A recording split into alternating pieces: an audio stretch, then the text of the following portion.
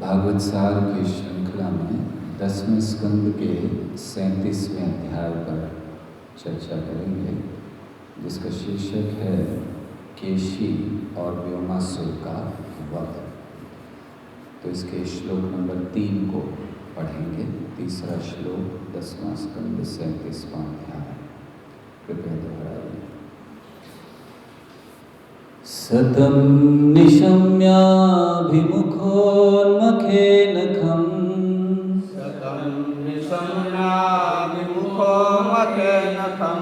पिबन्निवाभ्यद्रवदत्यमर्षणः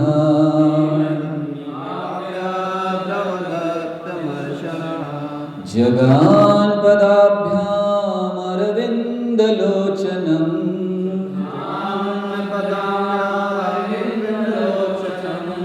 दुरासदश्चण्डजभो दुरत्ययः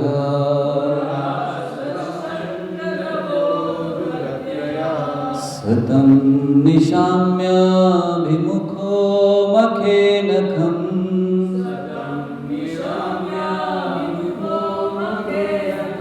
पिबन्निवाभ्यद्रवदत्यमर्षणः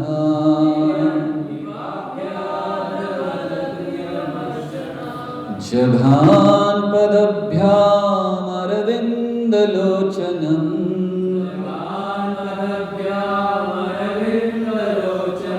दुरासदश्चण्डजभो दुरत्ययः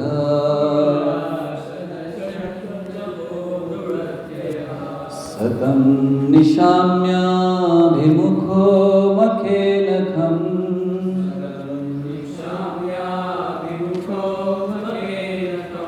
पिबन्निवाभ्यद्रवदत्यमर्षणः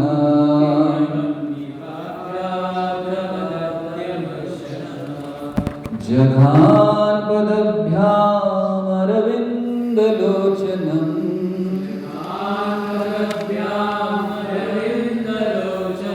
दुरासदश्चण्डजभो दुरत्ययः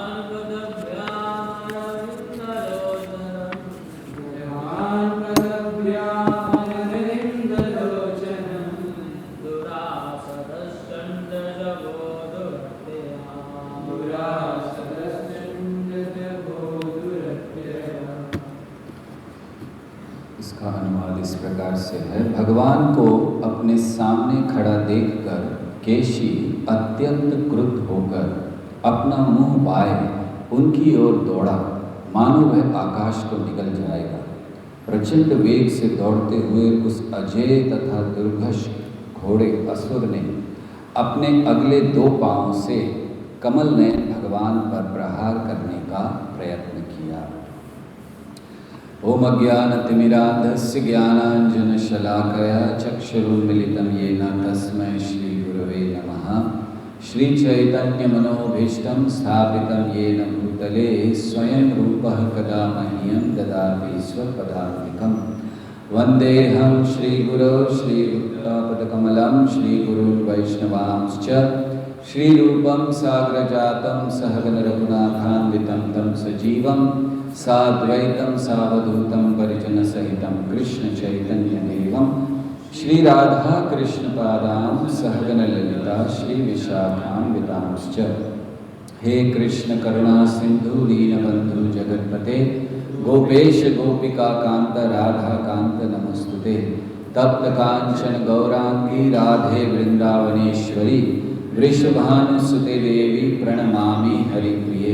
वाञ्छाकल्पतरुभ्यश्च कृपा सिन्धुभ्यैव च पतितानां पावनेभ्यो वैष्णवेभ्यो नमो नमः। नमः ओं विष्णुपादाय कृष्णप्रेष्ठाय भूतले श्रीमते भक्तिवेदांत स्वामिनिति नामिने नमस्ते सारस्वती देवे गौरवाणी प्रचारिणे निर्विशेष शून्यवादी पाश्चात्य देशतारिणे जय श्री कृष्ण चैतन्य प्रभो नित्यानंद श्री अद्वैत गदाधर श्रीवासादि गौर भक्त वृंद हरे कृष्णा कृष्ण कृष्ण हरे हरे हरे राम राम राम हरे हरे कृष्ण। सर्वशास्त्राभिपीयूषः सर्ववेदैकसत्फला सर्वसिद्धान्तरत्नाढ्या सर्वलोकैकदृक्प्रदा सर्वभागवतः प्राण श्रीमद्भागवतः प्रभो कलिभान्तोदिदादित्य श्रीकृष्णावरिवर्तिता परमानन्दपाठाय प्रेमवर्षक्षराय ते सर्वदा सर्वसेव्याय श्रीकृष्णाय नमोऽस्तुते। मदेकबन्धो मत्सङ्गी मद्गुरो मन्महाधना मन्निस्तारकमद्भाग्य मदानन्द नमोऽस्तुते। असाधु साधु तदायि अतिनीचोचतः कर हानमुञ्च कदाचिन्मा प्रेम्नारित्कण्ठयोस्फुरा।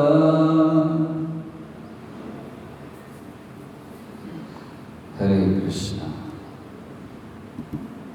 तो भागवतम के 10वें स्कंद के तक 36 अध्यायों पर हम लोग चर्चा कर चुके हैं पिछले करीब एक महीने से कुछ अधिक से, और अब 37वें अध्याय पर हैं।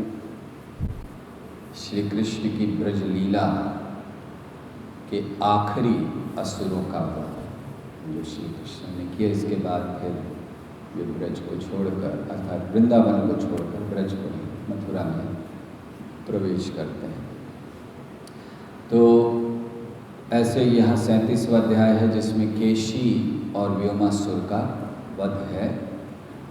पहले 8 श्लोकों में ही केवल केशी के वध के विषय में कह दिया गया, और फिर 9 से लेकर करीब 25 श्लोक तक व्योमासुर का वध का वर्णन नहीं किया। नारद मुनि की प्रार्थनाएं जो उन्होंने अर्पण की श्री कृष्ण को, उनका वर्णन किया गया, और फिर 26वें श्लोक से अंत तक इस अध्याय के 33वें श्लोक तक व्योमासुर का वध है। तो ऐसे ये पूरा अध्याय है। कल हम लोग चर्चा कर रहे थे कि अरिष्टासुर का वध भगवान ने कर दिया, अरिष्टासुर को मार दिया, और कैसे हम लोगों ने ये भी देखा कि किस प्रकार के अनर्थ को प्रकट करता है। तो अरिष्टासुर के वध के बाद एक बहुत सुंदर लीला वृंदावन में हुई, और वो थी राधा कुंड और श्याम कुंड का आविर्भाव। तो हमने सोचा थोड़ा सा उस विषय में भी कह लें, हालांकि भागवत में तो नहीं कहा गया। तो राधा कुंड और श्याम कुंड का आविर्भाव कल हम चर्चा कर रहे थे कि साधारणतः माना जाता है कि राधा कुंड का आविर्भाव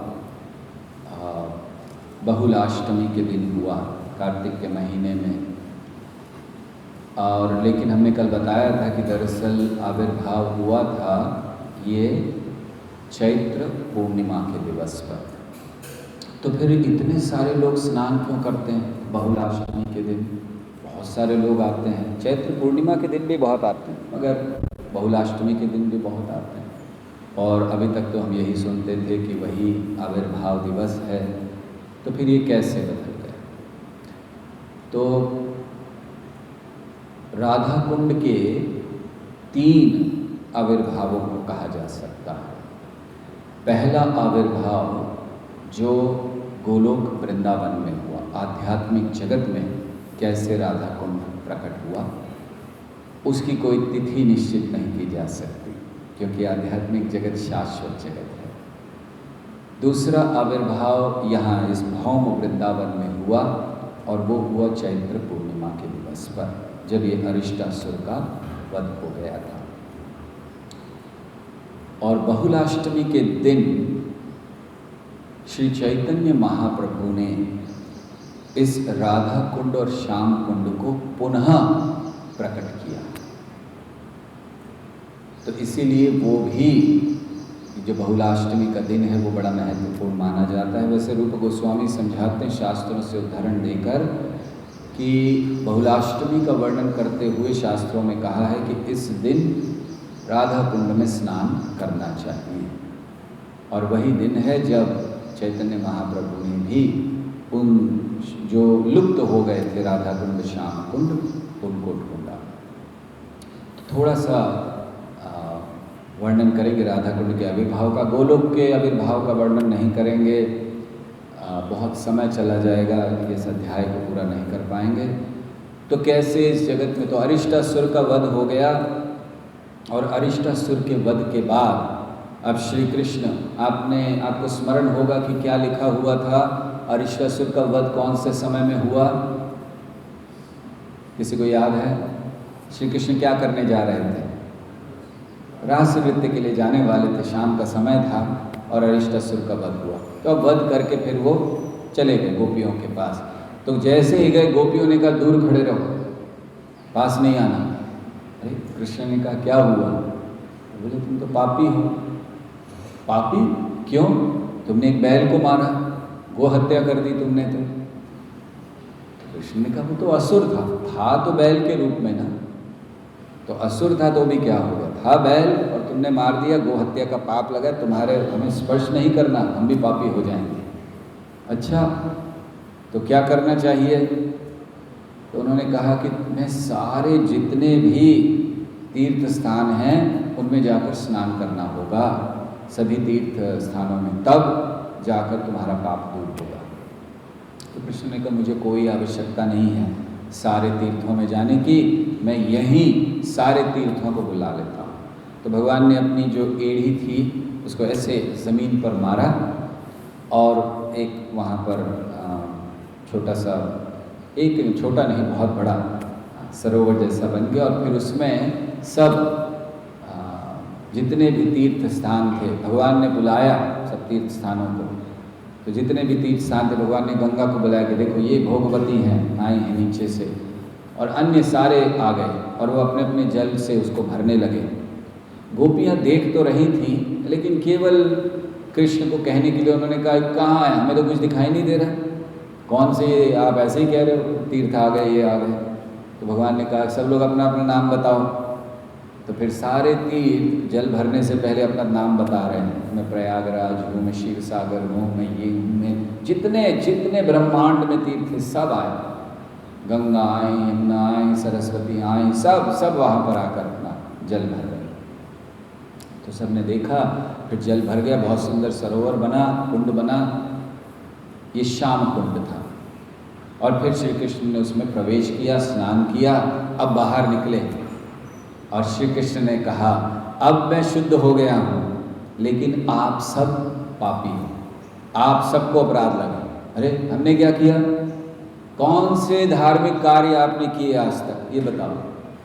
और दूसरा, एक असुर की तरफ से बोले आप, अरिष्टासुर की तरफ से बोले ना कि उसको मार दिया, तो उसकी तरफ से बोले हो, आपको तो पाप लग गया, आप अभी पापी हो, आपको शुद्ध होना पड़ेगा। तो गोपियों ने कहा अच्छा। तो श्री कृष्ण ने कहा, अपनी दयालुता दिखाने के लिए श्री कृष्ण ने, मतलब कि मैं बहुत उदार हूँ, श्री कृष्ण ने कहा चाहो तो मेरे कुंड में स्नान कर सकते हो, मैं अनुमति दे देता हूँ आपको। गोपियों ने कहा इस कुंड में स्नान करके सारा पाप तुमने वहाँ पर छोड़ दिया है, अब हम स्नान करेंगे तो पाप हमें लगेगा? बिल्कुल नहीं, हम अपना खुद कुंड बनाएंगे, राधा रानी ने कहा। तो उन्होंने देखा कि अरिष्टासुर के खुर से, अरिष्टासुर बहुत विशाल था, कोई छोटा तो था नहीं, उसके खुर से जो गड्ढा बना था तो उसमें उन्होंने खोदना शुरू किया। ऐसे कहते हैं कि राधा रानी और अन्य गोपियों ने अपने कंगन से खोदा, इसीलिए आज भी उसके बीच में एक जो छोटा राधा कुंड के अंदर एक छोटा कुंड है जिसे कंगन कुंड कहते हैं। तो उन्होंने खोदना शुरू किया और बहुत अच्छा सरोवर बना दिया, बहुत जल्दी, मतलब विशाल हो गया। तो बड़ा अच्छा लगा कृष्ण को कि आ गए हैं। तो कृष्ण ने सोचा कि ठीक है, अब बना ही लिया है। तो कृष्ण ने कहा कि ठीक है, मेरे कुंड से जल इसमें ले लो, डाल लो, अपना सरोवर भी भर लो। उन्होंने कहा ये चाहिए ही नहीं हमें तुम्हारा कुछ, हम खुद अपना जल ले आएंगे। कहाँ से लाओगे? हम मानसी गंगा से लाएंगे।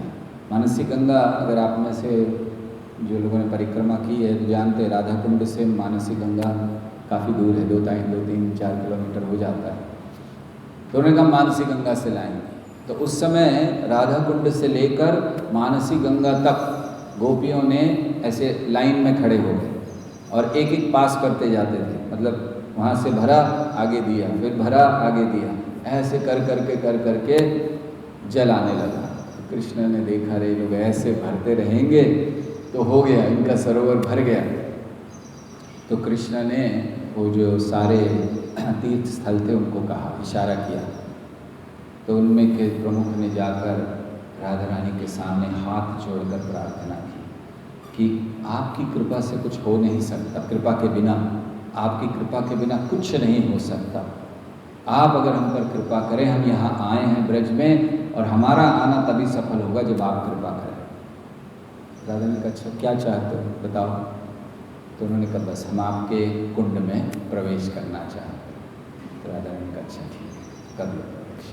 तो फिर वो जो जल था श्याम कुंड का, वो सारा फिर राधा कुंड में प्रवेश किया और 2 बहुत सुंदर यहाँ पर कुंड बने।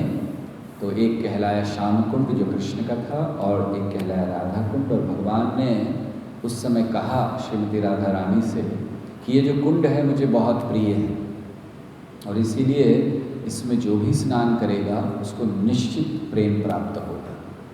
और राधा रानी ने भी कहा कि हाँ, इस कुंड में भी, श्याम कुंड भी मुझे बहुत प्रिय है, जो भी स्नान करेगा उसको प्रेम प्राप्त होगा। तो ऐसे ये राधा कुंड और श्याम कुंड बड़े संक्षेप में हमने बताया। और आगे जब चैतन्य महाप्रभु ने इनको खोजा तो उसकी कथा ऐसे है कि जब चैतन्य महाप्रभु संन्यास लेने के बाद आए ब्रज में वृंदावन में, तो वो एक स्थान में आए जिसका नाम है अरिट ग्राम। दरअसल उसको पहले अरिष्ट ग्राम होना चाहिए, अरिष्टासुर का वध हुआ, अरिट ग्राम कहते हैं। तो वहाँ पर महाप्रभु आए और एक खेत में बैठे हुए थे, एक तमाल वृक्ष के नीचे, और सोच रहे थे, वहाँ पर खेती हो रही थी, लोग खेती कर रहे थे। महाप्रभु सोच रहे थे कि मैं आया हूँ कृष्ण प्रेम, अपना प्रेम प्रदान करने के लिए, और उसमें राधा कुंड और श्याम कुंड की बहुत महत्वपूर्ण भूमिका है, तो इसीलिए उनको प्रकट होना चाहिए। तो हैं कहाँ वो इस समय? और फिर उन्होंने देखा, वहीं बैठे बैठे तमाल वृक्ष के नीचे महाप्रभु ने देखा कि किस प्रकार सामने 2 छोटे छोटे, कहना चाहिए कि खेत में जरा जरा से जल के ऐसे गड्ढे थे, बस इसको थोड़ा बंद करके बाहर की आवाज़ नहीं, तो थोड़े बस गड्ढे थे ऐसे। और महाप्रभु ने जान लिया। कैसे जान लिया महाप्रभु ने? महाप्रभु को कैसे पता चला कि यही राधा कुंड श्याम कुंड है? बताइए। हाँ, वो तो स्नान तो बाद में किया है, जान कर कि राधा कुंड श्याम कुंड है। पता कैसे चला कि ये श्याम कुंड राधा कुंड है? भगवान है, सिंपल चीज़ है। उनको क्या पता लगने की कोई ज़रूरत है? उनको कोई बाहर से ज्ञान शास्त्र पढ़ेंगे, मेजरमेंट करेंगे? भगवान है, उन्हीं ने तो बनाया था। तो फिर उन्होंने देखा, और उसमें जब वो स्नान करने गए, उसमें कोई स्नान नहीं करता था, महाप्रभु उसमें स्नान कर रहे हैं और एकदम भाव विभोर उनके शरीर में भाव प्रकट होने लग गए, अष्ट सात्विक विकार। और सारे लोग देख रहे हैं कि सन्यासी स्वर्ण वर्ण का गौरांग महाप्रभु हैं और ये सन्यासी इसके ऐसे भाव कैसे प्रकट हो रहे हैं केवल स्नान करने से। तो वो जान गए कि श्री कृष्ण ही होंगे और कोई हो नहीं सकते इस तरह से यहाँ पर। तो महाप्रभु ने वो भाव प्रकट किए केवल स्नान करने से। तो ऐसे वो राधा कुंड, तो वो हुआ था बहुलाष्टमी के दिन। तो इसलिए क्योंकि महाप्रभु ने स्नान किया, सारे गौड़ीय वैष्णव उसी दिन फिर स्नान करते हैं। तो ये महाप्रभु ने ऐसे ढूंढा। तो ये जो कुंड है बहुत महत्वपूर्ण है। इसमें स्नान करने मात्र से श्रीमती राधा रानी की कृपा प्राप्त हो जाती है, और श्रीमती राधा रानी की कृपा के बिना कृष्ण की कृपा नहीं आ सकती। श्री राधा कुंड के विषय में पद्म पुराण में कहा गया है, यथा राधा प्रिया विष्णुस्तस्य कुंडम प्रियं तथा सर्वगोपीषु सेविका विष्णुरत्यंत वल्लभा। यथा राधा प्रिया विष्णु तस्य कुंडम प्रियम तथा, जैसे श्रीमती राधा रानी प्रिय हैं भगवान श्री कृष्ण को, उनका कुंड भी उतना ही प्रिय है, अति वल्लभा। और इसीलिए श्रीमती राधा रानी की कृपा बहुत आवश्यक है। नारद पुराण में भगवान नारद मुनि से कहते हैं, सत्यम सत्यम पुनः सत्यम सत्यम तो कहते बार बार सत्यम सत्यम पुनः सत्यम, और सत्यम एव च, सत्यम सत्यम पुनः सत्यम। क्या सत्यम है, क्या सत्य बता रहे हैं वो कह रहे हैं, बिना राधा प्रसादेन, बिना राधा रानी की कृपा के मत प्रसादो न विद्यते, मेरे प्रसाद मेरी कृपा मिलने का सवाल ही पैदा नहीं होता। इसलिए राधा रानी की कृपा हमें आवश्यक है। तो स्नान करना चाहिए या नहीं राधा कुंड में, ये एक बहुत बड़ा प्रश्न है इस्कॉन के भक्तों के लिए। कहा जाता है कि श्रील प्रभुपाद ने मना किया, स्नान नहीं करना चाहिए राधा कुंड में, और भगवान कह रहे हैं जो स्नान करेंगे उनको प्रेम प्राप्त होगा। शास्त्रों में लिखा है, रूप गोस्वामी ने लिखा है गौलाष्टमी के दिन स्नान करना चाहिए। तो क्या करें, हम लोग स्नान कर सकते हैं या नहीं कर सकते? इसका उत्तर देने के लिए हम पहले श्रील प्रभुपाद के द्वारा लिखे गए तात्पर्य को पढ़ना चाहते हैं। श्रील प्रभुपाद ने उपदेशामृत के आखिरी तात्पर्य में, जैसे गवर्नर राज दयालता है, आखिरी तात्पर्य में अर्थात 11वें जो श्लोक है उपदेशामृत का, उसका आखिरी तात्पर्य मतलब ये बुक का आखिरी तात्पर्य है। प्रभुपाद ने जो आखिरी में लिखा है इस ग्रंथ के आखिरी पैराग्राफ, हम उसको पढ़ते हैं कि प्रभुपाद क्या कह रहे हैं स्नान के लिए। क्योंकि अगर हम लोग ये सोचते हैं कि प्रभुपाद ने स्नान के लिए मना किया है, बिल्कुल स्नान नहीं करना चाहिए, तो हम जस्ट इसको पढ़ रहे हैं फिर चर्चा करेंगे।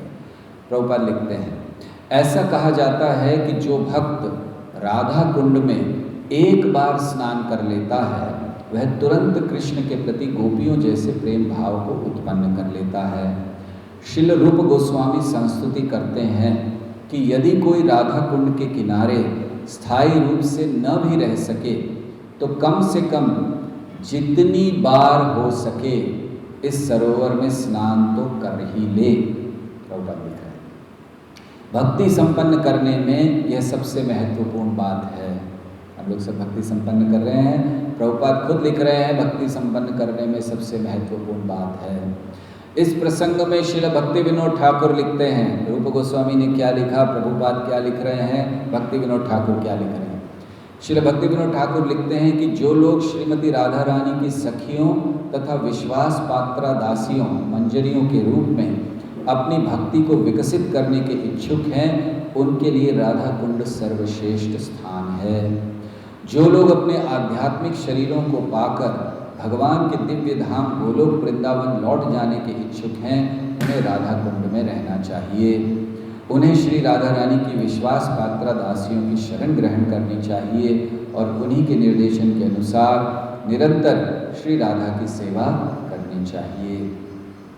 जो लोग श्री चैतन्य महाप्रभु के संरक्षण में भक्ति करते हैं उनके लिए ये सर्वश्रेष्ठ विधि है, चैतन्य महाप्रभु के अनुयायियों के लिए। इसके संबंध में श्रील भक्ति सिद्धांत सरस्वती ठाकुर लिखते, देखिए प्रभुपाद सबका बता रहे हैं कि राधा कुंड के बारे में रूप गोस्वामी ने क्या कहा, भक्ति विनोद ठाकुर ने क्या कहा और भक्ति सिद्धांत सरस्वती ठाकुर क्या कहते हैं। कहते हैं कि नारद तथा सनक जैसे बड़े बड़े मुनि एवं परम भक्त भी राधा कुंड तक आकर एक बार स्नान करने का अवसर प्राप्त नहीं कर पाते, तो फिर सामान्य भक्तों के विषय में क्या कहा जाए। आगे प्रभुपाद लिखते हैं, यदि कोई महान सौभाग्यवश राधा कुंड तक आने और एक बार भी स्नान करने का अवसर प्राप्त कर लेता है तो वह कृष्ण के प्रति वैसा ही दिव्य प्रेम विकसित कर सकता है जिस तरह गोपियों ने किया था। यह भी संस्तुति की गई है कि मनुष्य राधा कुंड के तट पर निवास करे और भगवान की प्रेममयी सेवा में तल्लीन रहे। उसे नियमित रूप से वहाँ स्नान करना चाहिए और श्री राधा तथा उनकी सहायक गोपियों की शरण ग्रहण करके सारी भौतिक धारणाओं का परित्याग कर देना चाहिए। यदि कोई जीवन भर इसी तरह संलग्न रहता है तो शरीर छोड़ने पर राधा की वैसी ही सेवा करने के लिए भगवान के पास लौट जाएगा जैसा कि उसने अपने जीवन में राधा कुंड के किनारे रहकर सोचा था। निष्कर्ष यह है कि राधा कुंड के किनारे रहना तथा नित्य उसमें स्नान करना भक्ति की सर्वोच्च सिद्धि है। नारद जैसे महान ऋषियों तथा भक्तों के लिए भी इस पद को प्राप्त कर पाना कठिन है। इस प्रकार श्री राधा कुंड की महिमा की कोई सीमा नहीं है। राधा कुंड की सेवा करने से मनुष्य गोपियों के शाश्वत मार्गदर्शन में रहकर श्रीमती राधा रानी के सहायक बनने का अवसर प्राप्त कर सकता है। तो प्रभुपाद ने लिखा है कि कई बार स्नान करना चाहिए और फिर हम लोग सुनते हैं कि बिल्कुल स्नान नहीं करना चाहिए, प्रभुपाद ने मना किया है। तो कैसे समझें इस बात को? तो इस बात को समझने के लिए हमें भी ये भ्रम था, ये कन्फ्यूजन था कि क्या है। तो हमें ध्यान है कई वर्ष पहले 98 या 99 में शायद हम वृंदावन में थे। तो वहाँ पर हम दर्शन कर रहे थे तो श्रील प्रभुपाद जी के प्रथम शिष्य ब्रह्मानंद प्रभु वहाँ पर थे। अब तो वो नहीं है, उन्होंने देह त्याग दिया। तो वो वहाँ पर थे, दर्शन कर रहे थे। तो हमने सोचा उनसे पूछ लें, हम भी ये सुन रहे हैं, वृंदावन में थे, जाएं या ना जाएं स्नान करने। तो हमने उनसे पूछा, प्रभु जी हमने सुना है कि प्रभुपाद ने स्नान करने के लिए मना किया है राधा कुंड में। जरा ध्यान से बाहर आइए, अभी राधा कुंड मत पहुंच जाइए। तो राधा कुंड में स्नान करने के लिए मना किया है प्रभुपाद ने, तो क्या करना चाहिए? तो उन्होंने हमसे कहा कि आपने एकदम सही व्यक्ति से प्रश्न किया। क्यों? क्योंकि उन्होंने कहा ये जो बात है इस्कॉन में कि मना किया, प्रभुपाद ने मुझे ही कही थी। तो हमें बहुत प्रसन्नता हुई। कहा फिर क्या है, सही बता दीजिए, अब आप ही बता सकते हैं। तो उन्होंने बताया कि हुआ ये था कि हम लोग पाश्चात्य जगत के लोग, हम सब आए थे, बहुत युवा अवस्था में थे हम सब। तो जब हम वृंदावन आए तो हम लोग एक दिन चले गए राधा कुंड और पानी दिखाई दिया। तो हम लोगों को तो आदत है खेलने की, तो जैसे ही पानी दिखाई दिया तो हम लोग जो थोड़े भक्त थे हम लोग उसमें क्रीड़ा करने लगे। और उन्होंने बताया कि हम लोग कैसे खेल रहे थे। तो उन्होंने बताया कि we were playing cannon balls. तो उन्होंने पूछा आपको पता है वो क्या होता है? हमने कहा नहीं। तो उन्होंने कहा कि कैनन बॉल का अर्थ है भाग कर आते थे हम लोग और पानी में ज़ोर से कूदते थे, लेकिन कूदने से पहले अपनी जो एड़ियाँ हैं उनको ऐसे हम पकड़ लेते थे, पाँव को दोनों को पकड़ ले, घुटनों को ऐसे दोनों हाथों से पकड़कर फिर जोर से कूदते थे पानी में, भाग कर आकर ऐसे जोर से, जिससे पानी पूरा ऐसे बाहर निकले। ऐसे हम लोग खेल रहे थे। और फिर जब हम वापस आए तो कहने लगे कि वापस आकर मैं श्रील प्रभुपाद के कमरे में गया और श्रील प्रभुपाद की आंखें लाल लाल थी। और श्रील प्रभुपाद ने मेरी तरफ देखकर कहा तुम लोग सब नरक में जाओगे। तो आप सोचिए, हाँ, श्रील प्रभुपाद जैसे शुद्ध भक्त ये कह रहे हैं कि नरक में जाएंगे, वो भी गुरु हैं उनके, और वो ऐसे कह रहे हैं तो उनका तो हृदय टूट गया, ये क्या हुआ? तो उन्होंने पूछा कि क्या हुआ, क्योंकि वो बस आए थे, उन्हें ये भी नहीं पता था कि किसने जाकर श्रील प्रभुपाद को बताया, क्योंकि अभी अभी वो लोग आए थे और वो चले गए प्रभुपाद के कमरे में। तो वो लोग वहाँ क्रीड़ा करके आए हैं, ये किसने बात पहुँचाई? बोले हमें नहीं पता, लेकिन प्रभुपाद को पता था। प्रभुपाद ने बहुत गुस्सा किया। हमने पूछा क्या हुआ? तो वो बताने लगे कि प्रभुपाद ने उनसे कहा कि आपने राधा कुंड का अपमान कर दिया। राधा कुंड में खेल नहीं करना चाहिए, वो कोई खेल का स्थान नहीं है, वो तैरने का स्थान नहीं है, वो बहुत पवित्र स्थान है, तो आपने उसका अपमान कर दिया। तो उन्होंने हमें बताया कि श्रील प्रभुपाद ने मना नहीं किया है कि हमें स्नान नहीं करना चाहिए, उन्होंने अपमान करने के लिए मना किया, क्योंकि हम लोग सही भावना में नहीं होते हैं, इसीलिए जब हम जाकर ऐसे ही राधा कुंड में स्नान करते हैं तो हम अपमान कर देते हैं, और इसीलिए अच्छा है कि स्नान ना करें। तो अब क्या करें? एक तरफ है प्रभुपाद ने कहा स्नान करना चाहिए, अपमान नहीं करना चाहिए, तो क्या है? इसीलिए इस्कॉन के भक्तों के लिए अच्छा ये है कि वो अपने गुरु से या कोई बहुत वरिष्ठ भक्त से अनुमति लेकर स्नान करें, क्योंकि जब गुरु अनुमति देते हैं तो वो आपको राधा कुंड के महत्व को समझाकर अनुमति देंगे, और फिर जब आप उसमें स्नान करेंगे तो निश्चित आपको जो लाभ है, आध्यात्मिक लाभ है, वो प्राप्त हो सकेगा। तो इस ऐसे ये राधा कुंड का वर्णन है। तो अब जब अरिष्टासुर का भी वध हो गया, अब केशी को पता नहीं था, हमने आपको बताया था कल कि केशी और अरिष्टासुर दोनों मित्र थे, आए थे घूमने, पहले उन्होंने ही जाकर कंस को कहा था, फिर कंस ने शंखचूड़ को भेजा था। तो केशी को पता नहीं था कि अरिष्टासुर मर चुका। केशी आए, कब आए? जब नारद मुनि गए थे कंस के पास और कंस से कहा कि देखो ऐसे ऐसे है, ये सब, ये दोनों वसुदेव के पुत्र हैं। तो उसके बाद तुरंत कंस ने कह दिया केशी को जाओ। तो केशी आए। ये केशी ब्रज में पहले भी आ चुके हैं। ऐसा वर्णन है कि पर्जन्य महाराज, इन्होंने नंदीश्वर पर्वत पर, आज जहाँ नंदग्राम है, नंदीश्वर पर्वत पर उन्होंने पूजा इत्यादि की भगवान की, एक संतान, एक पुत्र पाने के लिए। और उस समय आकाशवाणी हुई कि आपके एक ऐसा पुत्र होगा जो आगे चलकर भगवान का पिता बनेगा। और फिर हम सब जानते हैं कि पर्जन्य महाराज के पुत्र हुए, उनमें से एक पुत्र थे नंद महाराज, जो श्री कृष्ण के पिता बने। तो उस समय वे लोग काफ़ी समय तक वहीं रहे नंदग्राम में, लेकिन श्री कृष्ण के पहले, जन्म के पहले तक। लेकिन केशी ने वहाँ पर बड़ा उत्पात मचाना शुरू किया।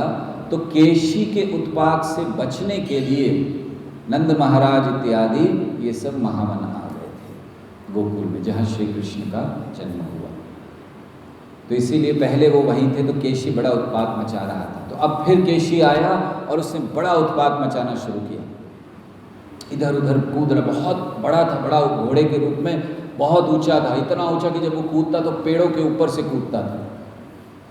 तो बहुत ऊंचा था, वो कूद रहा था, उसने सब तरफ तकलीफ देना शुरू कर दिया। यशोदा को पता चला कि ये केशी आ गया फिर से, उत्पात मचा रहा है। तो यशोदा ने तुरंत नंद महाराज को बोला कि ये जो कृष्ण है इसको पहले अंदर बंद कर दो, ताला लगा दो घर में, इसको बंद कर दो, ये सबसे पहले जाता है। आपको ध्यान है गोवर्धन के समय भी डांट पड़ी थी कृष्ण को, किसने कहा था तुम्हें ये सब करने के लिए, इंद्रियां वश में नहीं है तुम्हारी। तो यशोदा ने कहा पहले इसको बंद कीजिए, इसको लॉक में डालिए, ये बहुत जल्दी भाग जाता है ऐसे समय पर। मैंने सुना है केशी बहुत तकलीफ दे रहा है। और ये कहते कहते ही यशोदा का गला सूखने लगा, आंखों से आंसू आ गए।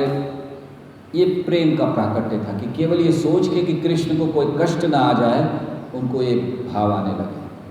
तो जब नंद महाराज ने देखा तो उन्होंने कहा, वो सोचने लगे कि क्या कहें। तो नंद महाराज ने कहा कि देखो हमारा जो पुत्र है तो बड़ा कोमल, मल्लिका फूल होते हैं उसकी तरह कोमल है, लेकिन केशी ने पुकारा युद्ध करने के लिए और वो चला गया युद्ध करने। अरे यशोदा को पता ही नहीं था कि कृष्ण पहले ही चले गए, वो तो कहते थे इसको बंद करो ताले में। तो वो चला गया है और मैं भी बहुत चिंतित हूँ कि वो युद्ध करने गया। हालांकि मैं जानता हूँ कि उनका कभी अशुभ नहीं हो सकता मेरे पुत्र का, लेकिन फिर भी मैं चिंतित हूँ। तुम चिंता नहीं करो। कि नंद महाराज देख रहे थे कि अगर कुछ कहूँगा नहीं तो मर जाएगी, ये जान के केवल कि केशी के पास चले गए वो। तो उन्होंने कहा तुम चिंता नहीं करो, मैं अभी जाता हूँ और ये मैं अपने हाथों से केशी को मार दूँगा। तो यशोदा संतुष्ट होगी, हाँ आप जाके मारो, लेकिन उसको नहीं मारना देना, वो छोटा सा बच्चा है, वो बेचारा क्या करेगा। तो ऐसे जब नंद महाराज ने कहा, और उधर श्री कृष्ण केशी को चुनौती दे रहे हैं तो जब श्री कृष्ण को देखा तो मारने के लिए भाग कर आया, जैसे हम लोग ये श्लोक पढ़ रहे थे, जोर से भाग कर अपने आगे दोनों पांव उठाकर कृष्ण को मारना चाहता था। कृष्ण ने दोनों पांव पकड़कर ऐसे पीछे फेंक दिया उसको, वो करीब 100 गज पीछे जाकर गिरा। फिर उठकर आया बड़े क्रोध में, और अब की बार जब भाग कर आ रहा था कृष्ण की तरफ मारने के लिए, तो उसने अपना मुंह बहुत बड़ा खोल लिया, जोर से आवाज कर रहा है, जैसे मानो खा जाएगा कृष्ण को। तो जैसे ही कृष्ण के पास आया, कृष्ण ने अपना बायां हाथ, सीधा हाथ भी नहीं, कृष्ण असुरों को मारने के लिए बोले सीधा हाथ के बेसिए बाएं हाथ का खेल, तो बायां हाथ लेकर ऐसे मुट्ठी बनाकर उन्होंने उसके मुंह में डाल दिया, केशी के मुंह खोलकर भागता हुआ आ रहा, मुंह में डाल दिया ऐसे। और जैसे ही डाला मुंह में, अब सोचिए वो एकदम तेजी से आ रहा और एकदम हाथ अंदर चला गया, लेकिन कृष्ण का हाथ तो बड़ा कोमल है, लेकिन केशी को लग रहा था कि मानो एकदम गरम गरम लोहा उसके मुंह में आ गया। और फिर भगवान ने अपना हाथ फैलाना शुरू किया वहां पर, ऐसे रखा नहीं, अंदर फैलाते गए, इतना फैला लिया कि उसकी सांसें रुक गई, उसको सांस नहीं ली जा रही, उसकी आंखें बाहर आ गई, और फिर वो गिर पड़ा वहां पर, मर गया। और जब मर गया तो भगवान ने हाथ बाहर निकाल लिया आराम से, तो पहले निकाल लो नहीं तो फंस जाएगा अंदर। तो ऐसे वो केशी को उन्होंने मार दिया इतनी आसानी से।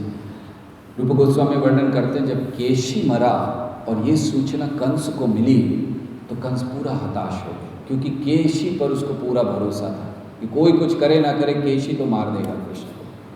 लेकिन कंस हताश हो गया, कहने लगा कि ये नादान बालक, अज्ञानी बालक, ये ग्वाल बाल, इसने केशी को मार दिया, कैसे हो सकता है, मेरा इतना प्रिय सहयोगी था वो।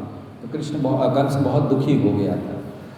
तो ऐसे केशी का वध हुआ, और जब केशी मर गया तो उसके शरीर से एक जीव निकला, बाहर प्रकट हुआ, ये वर्णन किया गया गर्ग संहिता में। और उसने बहुत सुंदर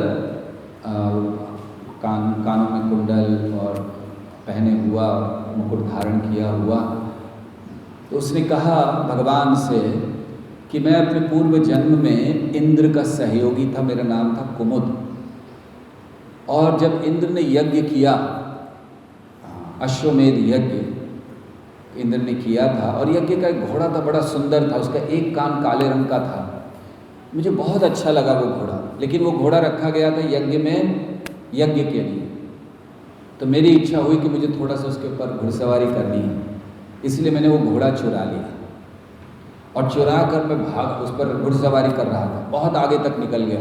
तो जब मरुद गणों को ये पता चला तो वो तुरंत मेरे पीछे आए, उन्होंने मुझे पकड़ा, बंदी बनाकर लेकर आए और इंद्र के सामने खड़ा किया। और इंद्र ने कहा कि तुमने बहुत बड़ा अपराध कर दिया, यज्ञ की वस्तु को चुरा कर ले गए, घोड़े को चुरा लिया, तुम घोड़े बन जाओ, श्राप दे दिया।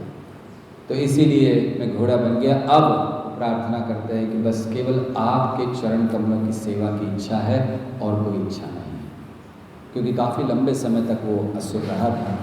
तो फिर उस समय भगवान ने इच्छा को पूरा किया, और ऐसे कहते हैं कि फिर वो भगवान के धाम वापस चला गया। तो ऐसे केशी का वध हुआ। भक्ति विनोद ठाकुर समझाते हैं कि ये जो केशी है ये किस अनर्थ को प्रकट करता है, ये भक्तों में एक ऐसे अनर्थ को प्रकट करता है जहाँ भक्त अपने आप को श्रेष्ठ मानते हैं, श्रेष्ठ मानने की भावना ये केशी है। जब मैं बहुत बड़ा भक्त हो गया हूँ, अभी मैं गुरु हो गया हूँ, सबको मुझे आदर देना चाहिए, मैं जो कहूँ वो मानना चाहिए, ये जो भाव आता है, दरअसल भक्ति में श्रेष्ठ बनना, वरिष्ठ बनना, गुरु बनना बहुत अच्छा है, लेकिन धीरे धीरे ये खतरे को बढ़ाता जाता है। जब तक कोई व्यक्ति एक साधारण भक्त रहता है, कोई इसको ज़्यादा जानता नहीं, उसके कोई अनुयायी नहीं है, उसका कोई गुणगान नहीं करता, वो बहुत सुरक्षित है, कोई उसका मान सम्मान ही नहीं कर रहा, उसको कहाँ अहंकार आएगा, वो चुपचाप अपनी सेवा कर रहा है। लेकिन जब भक्ति में भगवान की कृपा से सम्मान आने लगता है, हम धीरे धीरे कई भक्तों के शिक्षा गुरु बन जाते हैं, फिर हम दीक्षा गुरु बन जाते हैं, तो बहुत खतरा है, क्योंकि मान सम्मान बहुत मिलता है। हम लोग देखते हैं इस्कॉन संस्था में भी जब तक कोई ब्रह्मचारी रहते हैं, किसी मंदिर में जाते जहाँ कोई इन्हें जानता नहीं, कहीं पीछे खड़े रहते, कोई ध्यान ही नहीं देता। लेकिन जैसे ही दंड आ गया, संन्यास हो गया, और डंडा लेकर जैसे ही प्रवेश करते मंदिर में, सब प्रणाम करना शुरू करते, जानते नहीं जानते सब प्रणाम, केवल डंडा देखकर सन्यासी हो गए। तो सन्यास लेना, गुरु बनना, वरिष्ठ होना, ये उस व्यक्ति को करना चाहिए जो मान सम्मान को हजम करने की शक्ति रखता हो, जिसका डाइजेशन बहुत अच्छा हो। मतलब जब मान सम्मान आए तो प्रभावित ना हो, नहीं तो केशी बन जाएगा। केशी क्या प्रकट करता है कि जब बहुत ज़्यादा हमारे हृदय में मान सम्मान की भावना आ जाती है, मैं वरिष्ठ हूँ ये भावना आ जाती है, श्रेष्ठ हो गया हूँ, ये अभी 2 साल का भक्त मुझसे बात करेगा, मैं 20 साल हो गया भक्ति करते हुए, 25 साल हो गया, ये भावना जब आ जाती है। और ये भावना से क्या होता है? ये भावना से हमारे अंदर भौतिक सुविधाओं के प्रति आसक्ति बढ़ती है, धन के प्रति, ऐश्वर्य के प्रति, सुविधाओं के प्रति। और फिर उससे क्या होता है? उससे हम अनादर करने की भावना में आ जाते हैं। तो जब ये भावना आ गई कि मैं श्रेष्ठ हूँ, तो हमेशा ये भावना रहती कि मैं जहाँ जाऊँ मुझे मान सम्मान मिलना चाहिए, और हम सुविधाओं के प्रति आकर्षित होते हैं, आसक्त हो जाते हैं, और उसके कारण हम गुरु, अन्य भक्तों की या फिर विग्रह की भी अनादर करना शुरू कर देते हैं। हमें लगता है हम बहुत बड़े भक्त हैं, हमें ज़रूरत नहीं विग्रह के सामने बार-बार जाने की। तो ये अनादर की भावना आने से फिर अंत में क्या होता है? पतन हो जाता है। इसीलिए हमें इस भावना से बचना चाहिए, अपने आप को हमेशा एक नए भक्त के रूप में रखना चाहिए।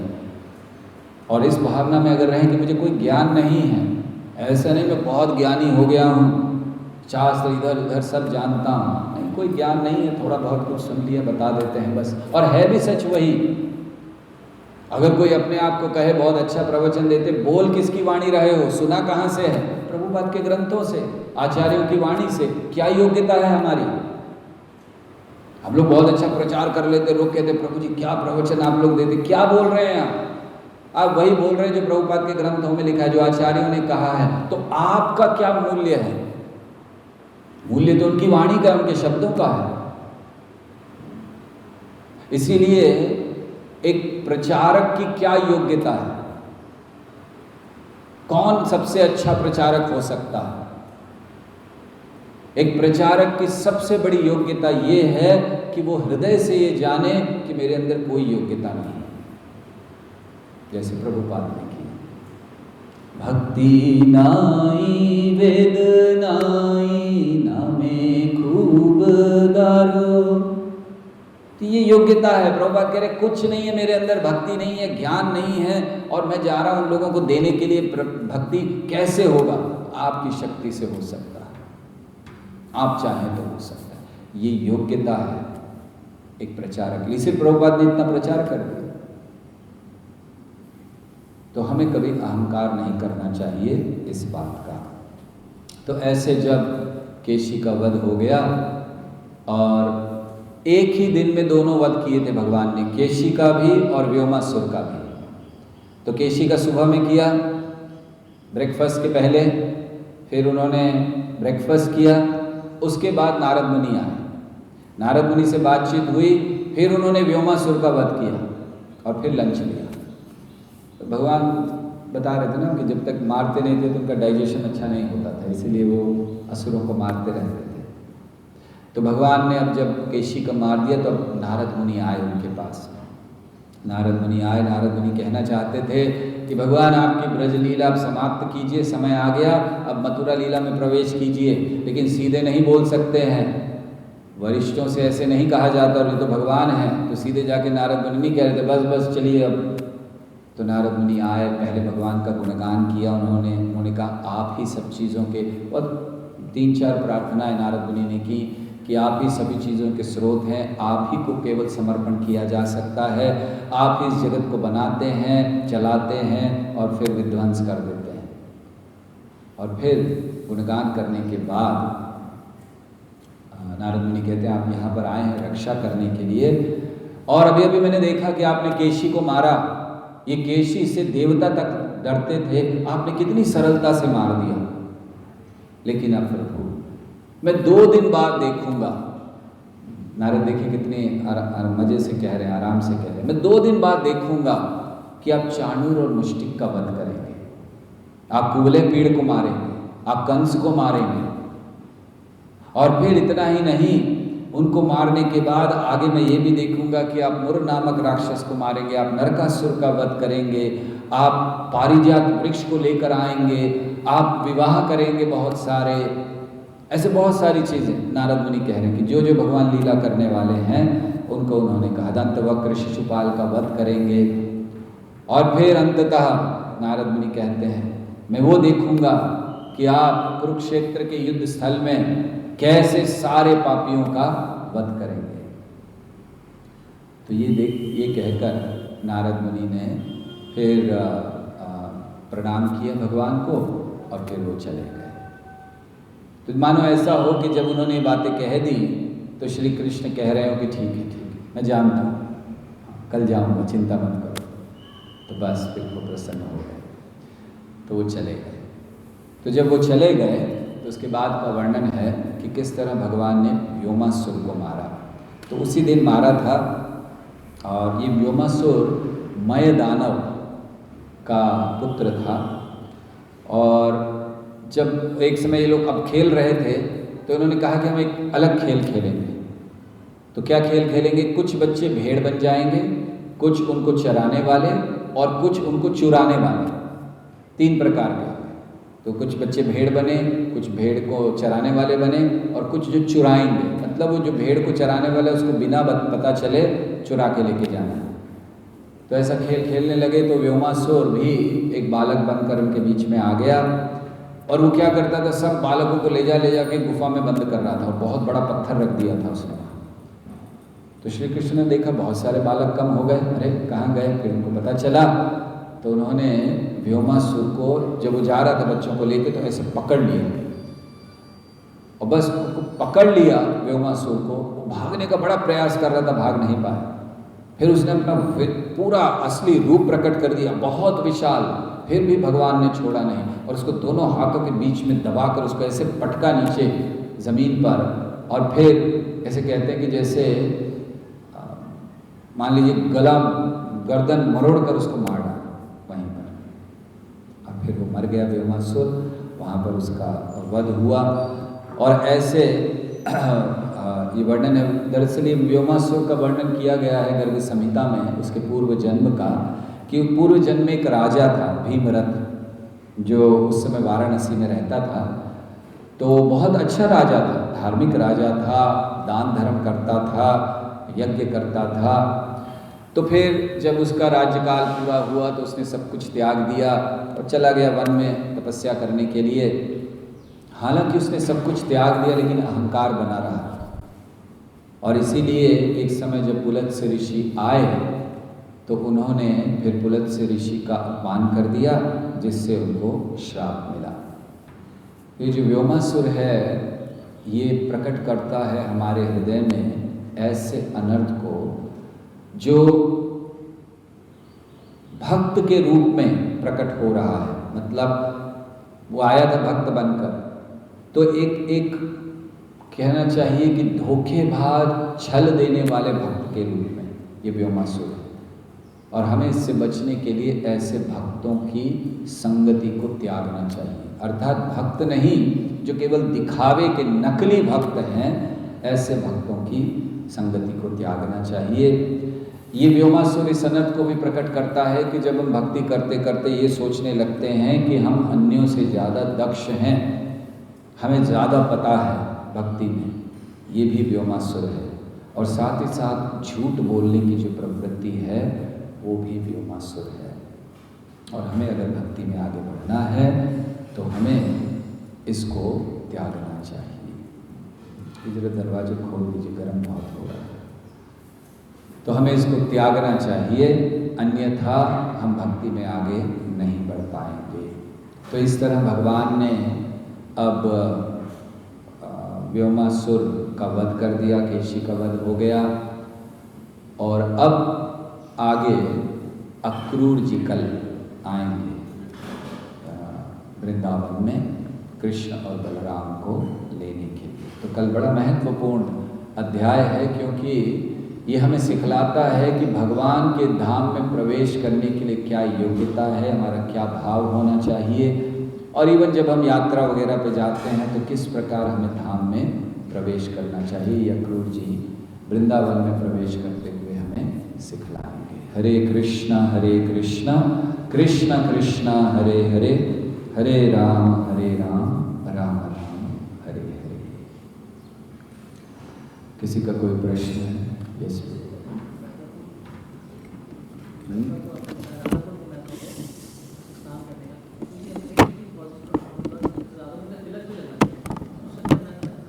तिलक, कई भक्त हैं जो राधा कुंड की मिट्टी का तिलक लगाते हैं, तो उसका क्या महत्व है? ये जो तिलक वैसे हम लोग धारण करते हैं, इसे गोपी चंदन कहते हैं। ये द्वारका में एक तालाब है जहाँ गोपियों ने स्नान किया था। गोपियाँ गई थी एक समय द्वारका, ब्रज की ही गोपियाँ वो वहाँ गई थी, राधा रानी इत्यादि, तो वहाँ स्नान किया था, इसलिए उसको बहुत पवित्र माना जाता है। तो वैसे क्ले कुछ है नहीं, लेकिन क्योंकि गोपियों ने स्नान किया इसलिए बड़ा पवित्र माना जाता है, तो इसलिए हम लोग उसको तिलक के रूप में मानते हैं। और इसी भाव में राधा कुंड के भी जो मिट्टी है नीचे, उसको बहुत पवित्र माना जाता है, और इसीलिए माना जाता है कि राधा रानी के चरणों की धूल है, तो इसलिए उसका भी तिलक लगाया जाता है। तो कई भक्त वहाँ की जो मिट्टी होती है उसका भी तिलक बनाकर लगाते हैं। वो भी यही भाव है जिस भाव में हम लोग ये लगाते हैं। तो फिर हमें क्या वो लगाना चाहिए या ये लगाना चाहिए? हमें गोपी चंदन लगाना चाहिए। इसका अर्थ ये नहीं है कि राधा कुंड का महत्व नहीं है, इसका अर्थ ये है कि हमें जो हमारे आचार्यों ने कहा उतना करना चाहिए।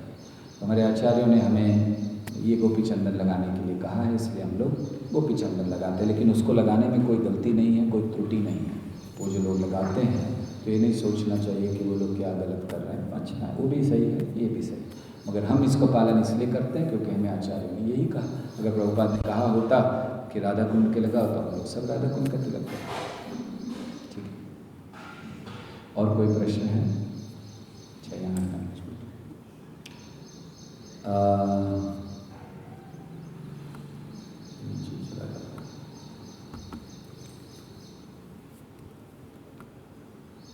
ये रोज नो साउंड नो वीडियो क्यों आता है हमें? हाँ, ये जब वहाँ पे लाइव कर रहे थे स्टार्टिंग में। वैसे कभी कभी साउंड और वीडियो में तकलीफ होती है। आप लोग चिंता नहीं किया कि ये इंटरनेट के कारण होता है, जो हम लोग कुछ नहीं कर पा रहे हैं। यहाँ पर तो सारी व्यवस्था ठीक है, कभी कभी इंटरनेट कनेक्शन के कारण हो जाता है। कहाँ है प्रश्न?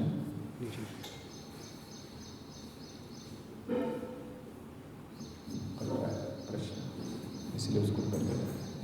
हाँ, नहीं, ये प्रश्न नहीं आया।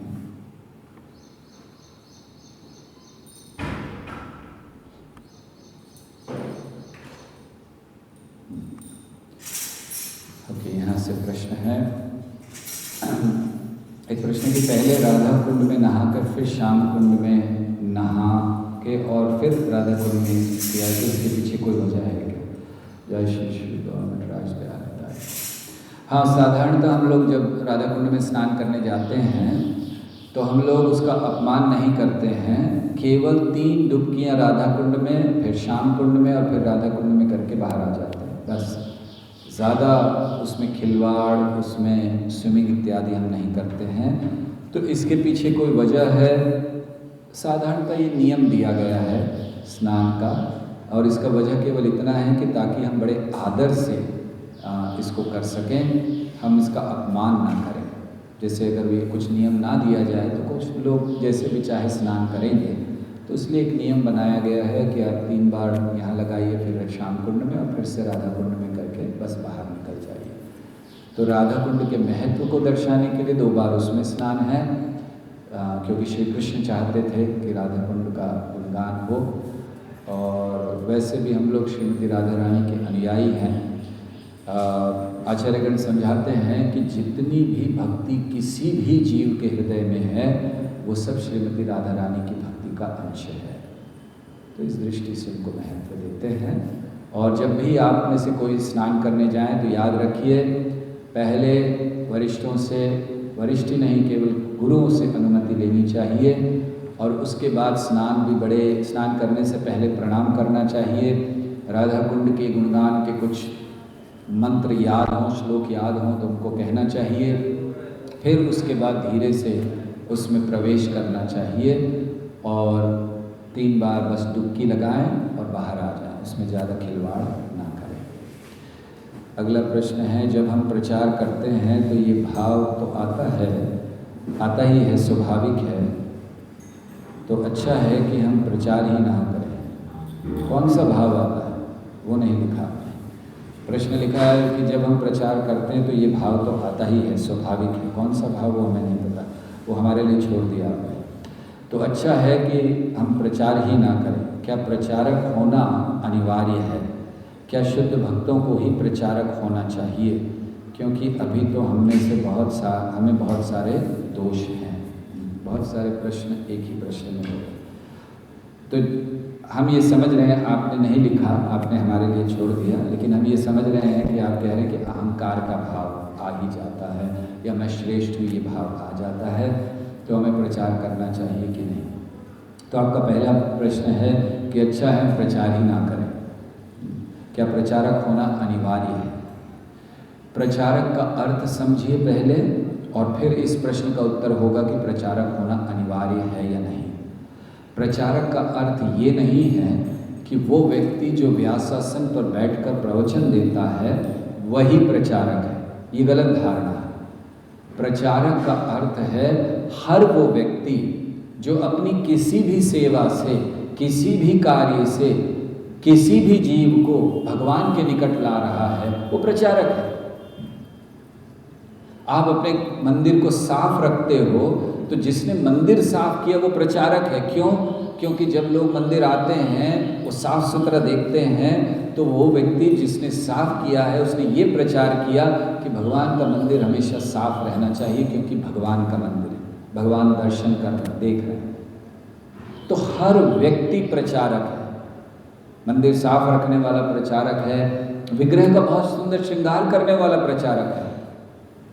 क्योंकि अगर लोग आए मंदिर में दर्शन के लिए और देखें कि विग्रह गंदे पड़े हुए हैं, धूल पड़ी हुई है, कपड़े ठीक से नहीं हैं, श्रृंगार नहीं हुआ, तो उनको फिर से आने की इच्छा नहीं होगी, कृष्ण के निकट नहीं आएंगे। लेकिन जब बहुत सुंदर देखेंगे दर्शन तो फिर से आएंगे कि नहीं, हम फिर से देखना चाहते हैं। ये भी प्रचार है। तो इसलिए सबसे पहले ये समझिए कि कृष्ण भावनामृत में हर व्यक्ति प्रचारक है, चाहे वो किसी व्यवस्था में क्यों ना। और अब आपका प्रश्न है कि क्या प्रचारक होना अनिवार्य है? तो अब इसका उत्तर शायद आपको मिल चुका है कि अनिवार्य है का नहीं अर्थ हर व्यक्ति प्रचारक है। आप अगर अपने घर के बाहर जपमाला करते हुए चले जाते हो, कुछ किसी से नहीं कहते हो, केवल हाथ में जपमाला लिए और आप जप करते हुए जा रहे हो, आप प्रचारक हो। क्यों? आपको देखकर अन्य लोग के हृदय में प्रेरणा आ रही है, ये क्या कर रहे हैं, हम भी जानना चाहते हैं, हम भी जप करें। तो इसीलिए अगर आप भक्ति कर रहे हो तो आप प्रचारक हो ही, इस भाव में हमें रहना चाहिए। तो आप बच नहीं सकते, कहीं ना कहीं तो आप प्रचार करेंगे। तो क्या शुद्ध भक्तों को ही प्रचारक होना चाहिए? क्योंकि अभी हमें बहुत सारे दोष हैं। अगर हम शुद्ध नहीं भी हैं, जैसे हम लोग प्रचार कर रहे हैं, हम तो बिल्कुल शुद्ध नहीं हैं, इस दृष्टि से तो हमें बिल्कुल बैठकर यहाँ पर प्रवचन नहीं देना चाहिए। लेकिन अगर हम शुद्ध भक्तों की वाणी को दोहरा रहे हैं, अगर हम संघर्ष कर रहे हैं अपने आप को शुद्ध करने का, अगर हम संघर्ष कर रहे हैं कि जो मार्ग हमें बताया है आचार्यों ने उस पर चलने का, तब हम प्रचार कर सकते हैं। अन्यथा तो प्रचार करने की योग्यता प्रभुपाद पहले स्कंद के पहले अध्याय में ही देते हैं। अगर आप पढ़ेंगे तो व्यास आसन पर प्रभुपाद कहते हैं बैठने का अधिकार नहीं है उस व्यक्ति को जो अपने चरित्र में कंप्लीटली स्पॉटलेस नहीं है। तो इस दृष्टि से तो हम में से बहुत से लोगों को बैठने का अधिकार नहीं होगा। हम बहुत से लोगों का नहीं, कम से कम अपना कह सकते कि हमें अधिकार नहीं है। लेकिन अगर हम उसी वाणी को दोहरा रहे हैं, उसमें कोई मिलावट नहीं कर रहे, तो भले हमारे कारण नहीं, लेकिन शुद्ध भक्तों की वाणी के कारण व्यक्ति का हृदय परिवर्तन हो जाएगा और वो भक्त बनेगा। ठीक है। अगला प्रश्न है कि ये हो गया प्रश्न, नीचे लेना, ये हो गया। बुधवार की मॉर्निंग क्लास का लिंक भेज दे। भेजिए। ओके, लिंक भेज दिया आपको। किसका? फेसबुक का कि यूट्यूब पे? यूट्यूब का। ठीक है। हाँ, अगला प्रश्न है, हम जब राधा कुंड जाते हैं तो वहाँ जो पुजारी हैं वो बहुत धन मांगते हैं, तो हमें वो देना चाहिए कि नहीं? क्योंकि हमें नहीं पता कि वो क्या कहेंगे, क्या करेंगे। हाँ, वहाँ पर आजकल ये बहुत है, आप जाएँ तो कहीं बिठा लेते हैं, आपको पूजा करो, ये करो, इतना दो देना ही चाहिए, पीछे पड़ते हैं। प्रयास ये करना चाहिए हमारे मन में कि पहली चीज़ कि ब्रजवासी है, हम इनका अपमान नहीं करें, लेकिन बहुत सा धन देने की भी आवश्यकता नहीं है कि हम जितना वो कहते जाएं उनको देते जाओ, इसका करो उसका करो, तो क्या होगा कि आपके मन में अच्छा भाव नहीं रहेगा। तो इसीलिए सबसे अच्छी बात यह है कि जाएं, अपमान ना करें। अगर वो लोग बहुत ज़्यादा करें तो बस हाथ जोड़ दें उनसे कि नहीं, हम बस खाली बैठने आए हैं, हमें कुछ नहीं कहिए। थोड़ा समय वो बोलते रहेंगे, फिर चले जाएंगे, बस हाथ जोड़ दीजिए नम्रता से। और अगर आपके हृदय में कुछ देने की इच्छा है तो अपने आप प्रेम से दे दीजिए। लेकिन अगर कोई ज़बरदस्ती करता है कि नहीं इतना ही देना है, ये नहीं देना है, तो वो सही नहीं है, क्योंकि दान ज़बरदस्ती नहीं लिया जाता। दान दे रहे हैं, जो इच्छा हो वो देना चाहिए। तो आपको जब इसीलिए अच्छा है कि जाएं तो कुछ भक्तों के साथ जाएं, अकेले ना जाएं, क्योंकि जो भक्त रेगुलर जाते हैं उनको पता है वहाँ पर उनको देखकर वो लोग ज़्यादा कुछ नहीं कहते। लेकिन हाँ, मान मत कीजिएगा उन लोगों को। अगला प्रश्न है, आपने कहा कि केशी के वध के बाद नारद जी कृष्ण भगवान से मिले और कुछ चर्चा की, लेकिन नारद जी वहाँ कैसे उपस्थित हो गए? क्या वे स्वर्ग से आते जाते रहते थे? हम इसको कैसे समझें? नारद जी अभी अभी कंस से मिलकर आए थे। हमने पिछले अध्याय में पढ़ा था कि नारद मुनि गए थे कंस से मिलने, और कंस को उन्होंने बताया कि ये पुत्र दोनों वसुदेव के हैं। तो उनको मिलने के बाद फिर अब कृष्ण से मिलने आए थे। तो कैसे वो आते रहते? नारद जी तो यहाँ के नहीं हैं, इस पृथ्वी के। हाँ, कलयुग प्रारंभ होने के पहले तक देवी देवता पृथ्वी पर आया करते थे और वो दिखते भी थे, और पृथ्वी से भी लोग जा सकते थे। जैसे प्रमाण है, अर्जुन गए थे, अर्जुन ने वहाँ जाकर अस्त्र विद्या इत्यादि सीखी ली, काफ़ी समय रहे। तो हर कोई नहीं जाता था, लेकिन देवता आते थे।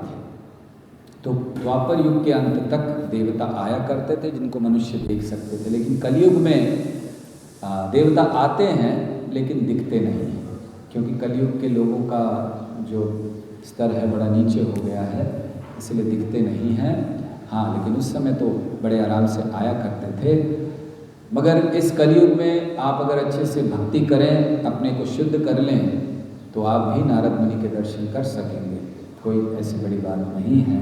हाँ, बस शुद्ध होना है, पूर्ण शुद्ध भक्त बनना है, कृष्ण को पूरा समर्पण करना है, जीवन में कोई आसक्ति नहीं रखनी है, केवल कृष्ण से आसक्ति हो और केवल उनके लिए जीवन जिए, आप भी देख सकेंगे।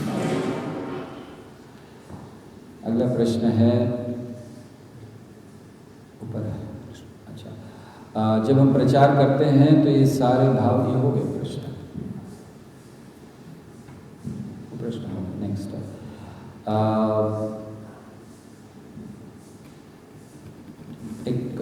अच्छा, यहाँ पर साहू प्रभु का बात है कि आज उनकी शादी की 25वीं सालगिरह है। ओके, तो हम लोग आपकी आशीर्वाद को चाहते हैं ताकि हम भक्ति में आगे बढ़ सकें। भगवान से प्रार्थना करेंगे, श्री श्री कृष्ण राधा कृष्ण से, गौरताल से, कि वो आपके ऊपर कृपा करें, और सभी भक्तों से विनती करेंगे कि आज उनको आशीर्वाद दें ताकि वो अपने भक्ति के जीवन में आगे बढ़ सकें। छलावे वाले भक्तों को कैसे पहचानें? ये जब आप लोग प्रश्न पूछते हैं तो थोड़ा ध्यान से पूछा करिए। ये ऐसा प्रश्न पूछा है धोखेबाज, हमें लग रहा है हमें कह रहे हैं सीधा ऐसे ही, तो थोड़ा कहना भी है तो थोड़ा शांति से कहिए, एकदम सामने नहीं। हमने जब पढ़ा तो हमें लगा ये क्या कहा गया है, धोखेबाज, छलावा, फिर आगे हुआ वाले भक्तों को कैसे पहचानें। तो थोड़ा अच्छे से पूछा करिए, हमारा हृदय थोड़ा कमज़ोर है, कि पढ़कर शायद हार्ट अटैक आ जाता तो क्या होगा। तो लिखा है कि धोखेबाज छलावे वाले भक्तों को कैसे पहचाने। तो कैसे पहचाने? भक्तों को पहचानने में ज़्यादा समय नहीं लगता है, थोड़ा समय आप उनसे बात करें तो उससे पहचान सकते हैं। हाँ, ऐसा है कि आप किसी को एक बार मिलते हैं, 2 बार मिलते हैं तो स्वाभाविक है नहीं पहचान पाए, वो बहुत अच्छे से अपने आप को प्रस्तुत करें। लेकिन इन भक्तों को जिनके साथ आप रहते हो, जिनसे आप संपर्क में रहते हो, जिनसे आप आदान प्रदान करते हो, जिनसे आप शिक्षा लेते हो, उन भक्तों से तो आप धीरे धीरे स्वयं कृष्ण बता सकते हैं आपके हृदय में कि ये भक्त सही है या नहीं है। दूसरा चीज़, जब हम देखें, स्वयं देखें कि जब ये जो भक्त हमारे साथ रहते हैं तो हमारे हृदय में किस प्रकार की भावना बढ़ रही है, कृष्ण के प्रति प्रेम बढ़ रहा है या भौतिकता के प्रति प्रेम बढ़ रहा है, ये भी एक लक्षण है उनका। तो जब भक्त आसपास होते हैं तो स्वाभाविक है कृष्ण के विषय में हमारा भाव प्रेम बढ़ना चाहिए। तो ये एक और पहली चीज़ है कि ज़्यादा समय रहकर उनके भावों को, उनकी बातों को सुनकर। दूसरा, जब वो संग में होते हैं तो क्या उनके साथ रहने से, उनसे बात करने से, उनको देखने से हमारे हृदय में कृष्ण के प्रति प्रेम बढ़ रहा है। तो वो छलावे वाले नहीं है। हो सकता है वो शुद्ध भक्त ना हो, लेकिन धोखा नहीं दे रहे, ये प्रमाण होना चाहिए। और फिर कृष्ण से तीव्रता से प्रार्थना करनी चाहिए कि अगर ऐसे किसी भक्त के संपर्क में हम हैं तो हमें उसे दूर रखिए। तुलसी महारानी पर्सोनिफाइड हैं, तो फिर उनको काढ़ा में डालना चाहिए कि नहीं? तुलसी महारानी पर्सोनिफाइड है, किसकी पर्सोनिफाइड है? तो उनको डालना चाहिए कि नहीं काढ़े में? भगवान को अर्पण करके फिर अगर डाल लेते हैं तो ठीक है। भगवान को अर्पण किए बिना तुलसी नहीं लेनी चाहिए। कभी कभी अगर तुलसी मदद करती हैं, वैसे भक्त प्रयास करते हैं कि औषधियों में भी तुलसी को ना लें, अपमान ना करें। लेकिन अगर मान लीजिए कि कभी आवश्यक हो और भगवान को अर्पण करने के बाद अगर उस तुलसी का ऐसे उपयोग करें, और वो भी तुलसी से क्षमा याचना करके, जैसे हम जब तुलसी के पत्तों को तोड़ने भी जाते हैं तो तुलसी देवी से क्षमा याचना की जाती है कि हम आपको तोड़ रहे हैं लेकिन कृष्ण की सेवा के लिए। ऐसे ही जब आप काढ़ा भी पिए तो थोड़े से चतुर बन जाइए और तुलसी को कहिए कि हम आपको ऐसे कर रहे हैं लेकिन केवल कृष्ण की सेवा के लिए, ताकि मेरा गला अच्छा रहे और मैं कृष्ण कथा कर सकूँ।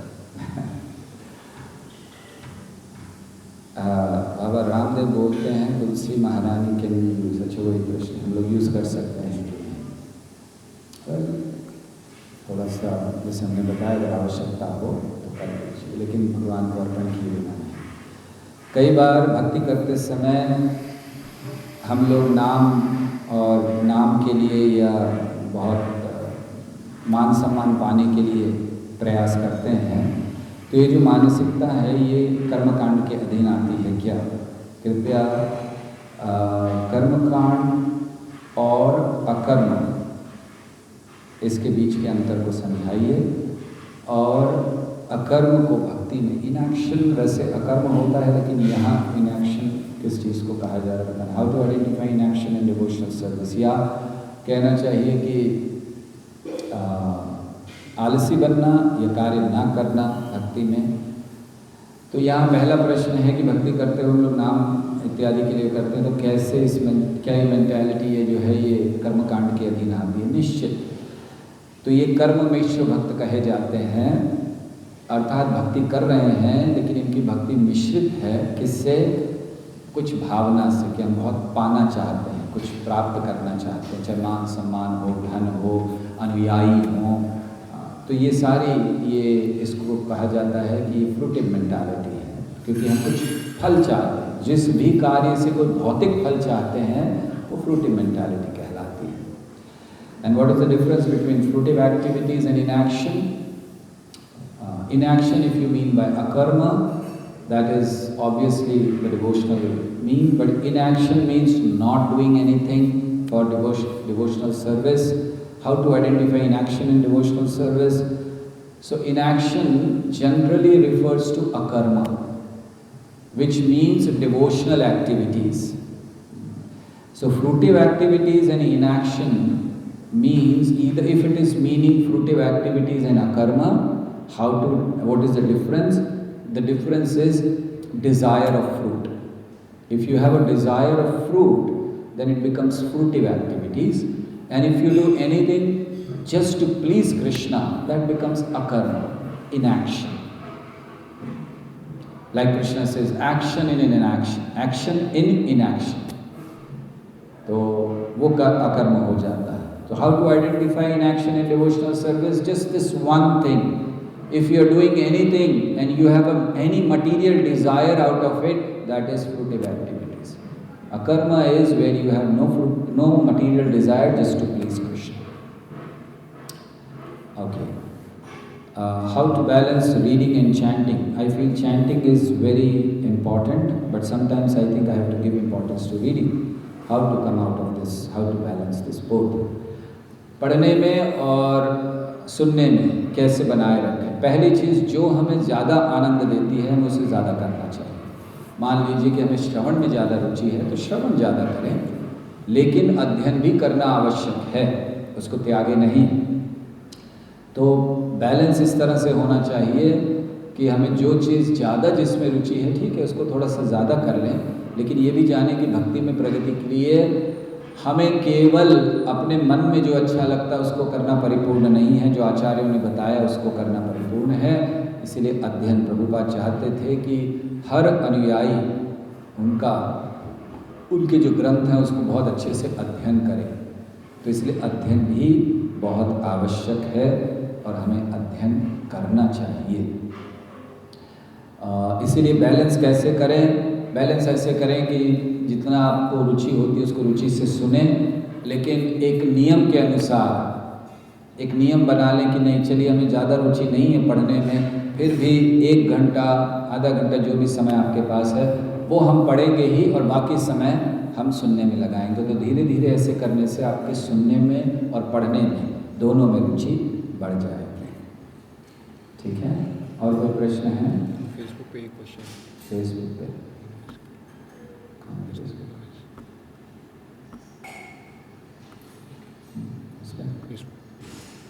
ओके, यहाँ पर एक प्रश्न है, एक उसे ऊपर कोई प्रश्न नहीं. तुलसी महारानी वाला तो हो गया, सुनते आ गए. प्रश्न ये है, ऊपर नीचे खड़ा हो जाता है. गंगा में जब कोई स्नान करने जाता है वहाँ पे क्रीड़ा करते हैं. गंगा में, अच्छा, जो लोग गंगा स्नान के लिए जाते हैं वो वहाँ भी स्विमिंग करते हैं और पानी से खेलते हैं, ये भी अपराध हुआ ना? हाँ जी, भगवान के चरणों से निकली हुई हैं गंगा, चरणामृत हैं. जब तक हम किसी भी पवित्र स्थान में उसको आदर न देते हुए केवल उनको एक खेल का स्थान समझ लेते हैं तो वो सही नहीं है. लेकिन अगर हम कोई बहुत भगवान के शुद्ध भक्त के साथ हैं और वे उसमें क्रीड़ा करना चाहते हैं और वे हमें अनुमति देते हैं, तब फिर उसमें कोई अपराध नहीं. ये दोनों बातें संभाल देखिए कि हम खुद चले जाते हैं और उसमें आनंद ले रहे हैं, खेल रहे हैं, वो ठीक नहीं है, अपराध. लेकिन जब हम भक्तों के साथ और उनमें कोई बहुत बड़े वरिष्ठ भक्त हैं, कुछ शुद्ध भक्त हैं भगवान के, और उनकी इच्छा है तो भगवान उसको स्वीकार करेंगे.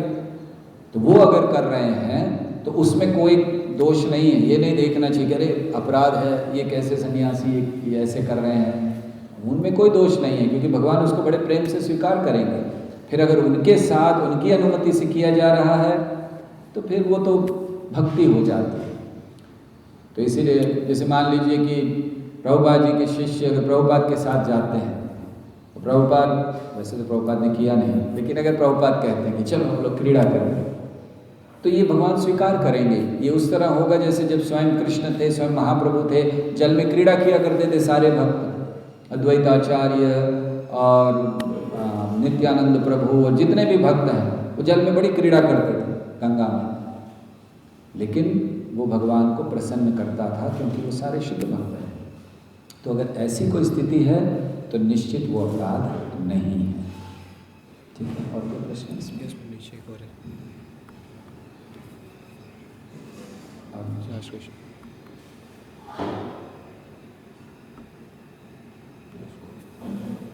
पुरंदरदास नारद जी के अवतार हैं क्या? पुरंदरदास बहुत महान भक्त हैं निश्चित, और कई भजन उन्होंने लिखे हैं, बहुत सुंदर सुंदर भजन लिखे हैं पुरंदरदास ने। ज़्यादातर कन्नड़ में हैं, लेकिन बड़े अच्छे भजन हैं भगवान का गुणगान करते हुए। और उन्होंने कई उपमाएं दी हैं अपने भजनों में। रागी तंदीरा बहुत सुंदर उनका वो भजन है, तो उसमें उन्होंने बहुत सुंदर उपमा देते हुए गाया है। हमें कन्नड़ इतनी अच्छी आती नहीं, लेकिन वो भजन हमने पढ़ा था, बहुत सुंदर भजन था, रागी तंदीरे जैसा। तो इस पुरंदरदास ने बहुत अच्छे अच्छे भजन लिखे हैं, लेकिन भगवान के या नारद जी के वो अवतार हैं या नहीं, इसमें आचार्यों ने कुछ कहा नहीं है, तो हम कुछ कह नहीं सकते उस विषय में, या हमें ये कह देना चाहिए कि हमें ठीक से पता नहीं है। प्रश्न है कि एक तरफ on one side we are not suppose to जज devotees and at the same time we need to keep distance from pretending devotees, how to reconcile this? Very good question, thank you Prabhu. एक तरफ तो भक्तों को, हमें भक्तों के बारे में निर्णय नहीं बनाना चाहिए, दूसरी तरफ जो ऐसे भक्त हैं उनसे हमें दूर रहना चाहिए। तो कैसे पता चले? जब निर्णय ही नहीं बना सकते तो पता कैसे चलेगा कि ये भक्त है कि नहीं? हाँ, निर्णय नहीं करना चाहिए कि ये भक्त ऐसा ही है, लेकिन जब हमें लगे कि इस भक्त में जो किसकी बारी हो रही है, भक्तों के विषय में निर्णय नहीं करना है, ये धोखेबाजों के विषय में निर्णय नहीं करना, ऐसा नहीं लिखा गया। तो वो भक्त जो तो केवल दिखावा कर रहे व्योमासुर कि हम भक्त हैं, ऐसे लोगों के बारे में तो निर्णय करना ही चाहिए, क्योंकि मध्यम अधिकारी का एक लक्षण होता है। मध्यम अधिकारी क्या करता है? वो भगवान से प्रेम करता है, जो उनसे वरिष्ठ है उनको आदर देता है, जो उसके समान हैं उनके ऊपर कृपा, उनसे जो कनिष्ठ हैं उनके ऊपर कृपा करता है, समान से मैत्री करता है, और जो द्वेषी हैं उनको दूर रखता है। तो भक्तों में हम निर्णय ना लें, लेकिन जब हमें पता चले कि ये भक्त, या हमें जैसे हमने बताया कि भक्तों के साथ में रहकर ये भावना आए कि उनके साथ रहते हुए हमारी भक्ति में आगे नहीं बढ़ पा रहे हैं, हमारे अंदर केवल भौतिक भावनाएं आ रही हैं, ये भक्त हमेशा केवल भौतिक बातें करते हैं, तो ठीक है, हमें निर्णय बनाने की ज़रूरत नहीं है, लेकिन कम से कम हम उनसे दूर तो रह सकते हैं। कि हो सकता है हम नहीं समझ रहे इस भक्त को, ये पाखंडी है या नहीं है हमें नहीं पता, लेकिन इसके साथ रहकर हमें कृष्ण के प्रति आगे बढ़ने में प्रेरणा नहीं मिल रही है। हो सकता है ये होंगे अच्छे भक्त, निर्णय नहीं बनाए, लेकिन कम से कम दूर रह सकते हैं। जैसे जो मध्यम अधिकारी का वर्णन किया, वो द्वेषियों से दूर रहता है।